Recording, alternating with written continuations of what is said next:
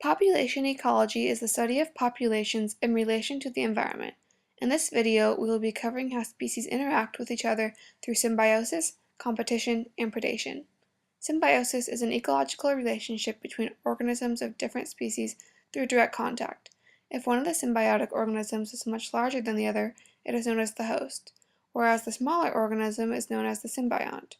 Interaction between the host and the symbiont benefits at least one of the species. The three main forms of symbiosis include commensalism, mutualism, and parasitism. Commensalism is when one organism neither harms nor helps the other in any significant way. Commensalism interactions are the most rare to find in nature because close association between species will likely affect both species. An example is the picture shown here. We have a bird taking care of its young in a tree nest. The bird is provided with a home, protection, and even a place to raise their young. However, the tree neither benefits nor is harmed from the bird.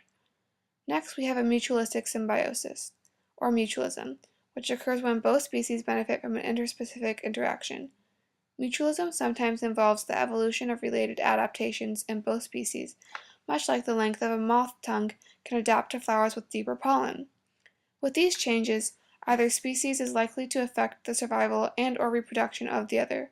An example of mutualism is a bee pollinating a flower. The bee uses the pollen in order to make honey, and the flower benefits from the bee because the bee is able to pollinate different flowers in order to increase the genetic diversity of the flowers and allow for their increased fitness. Lastly, parasitism is a symbiotic relationship where one organism, the parasite, derives its nourishment from its host, which is harmed in the process. There are many different types of parasites. Parasites that live within the body of the host, such as tapeworms, are called endoparasites. Another type of parasite is an ectoparasite, such as ticks, which feed on the external surface of the host. And a particular type of parasitism, called parasitoidism, insects lay eggs on or in living hosts where the larvae can feed on the body of the host, eventually killing it. Parasites can have significant effect on the survival, reproduction, and density of their host population. For example, ticks live on the skin of different animals and live off of their blood. They can live off of mammals, birds, reptiles, and sometimes amphibians. Ticks are often vectors for a number of diseases including Lyme disease, G fever, and Rocky Mountain spotted fever. The host is harmed by a variety of diseases, parasitic damages, and blood loss, while the tick benefits from the food source. Another form of interspecific interactions includes competition. Interspecific competition occurs when species compete for a particular resource that is limited in supply.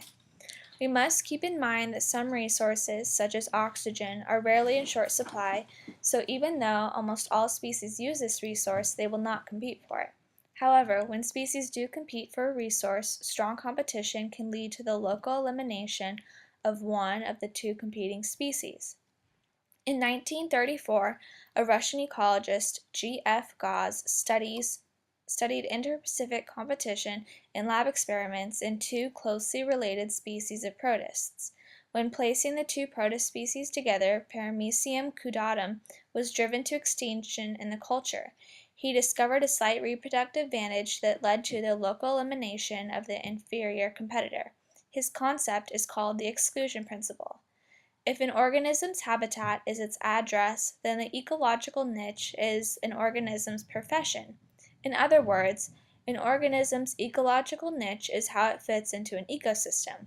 We can apply the niche concept to the competitive exclusion principle in stating that two species cannot coexist in a community if their niches are identical. If two species have identical niches, but neither species is led to extinction, it is generally because one species' niche becomes modified. This differentiation of niches that enables species to coexist is called resource partitioning, basically competition solved by evolution. This picture shows different types of species of warblers coexisting because they evolved to habitat different parts of a tree. Predation is another interspecific interaction that occurs within a community. It refers to one species, the predator, killing and eating the other, the prey. Because eating and avoiding being eaten are vital to reproductive success, the adaptations of both predators and the prey tend to be refined through natural selection. Predators have adopted acute senses to enable them to locate potential prey. In addition to this, predators often have adaptations such as claws, fangs, teeth, or poison that help catch and subdue their prey. Similarly, prey animals have adaptations to help them avoid being eaten. Behavioral defenses include hiding, fleeing, alarm calls, and self-defense. For example, sheep group themselves together in order to reduce the danger from predators. This instinctual behavior actually makes sheep herding possible. Animals also display morphological adaptations. An example of this physical feature would be cryptic coloration, also known as camouflage, making prey difficult to spot. An example of physiological defense would include animals such as the poison arrow frog found in Costa Rica that accumulates toxins in the plants they eat. Animals with these chemical defenses have adapted aposematic coloration to exhibit bright warning coloration. Another way prey may defend themselves is through Bastian mimicry, in which a harmless species mimics an unpalatable or harmful model, such as the viceroy butterfly mimicking the distasteful monarch butterfly. In Mullerian mimicry, two or more unpalatable species, such as the cucubee and the yellow jacket, resemble each other. Predators may also use mimicry in a variety of ways.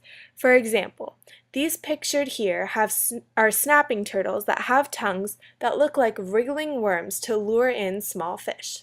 That's all for today, folks, and thanks for watching. Wait, should we do that last part, all three together? Click on it. Click on the thing. What thing? Click on the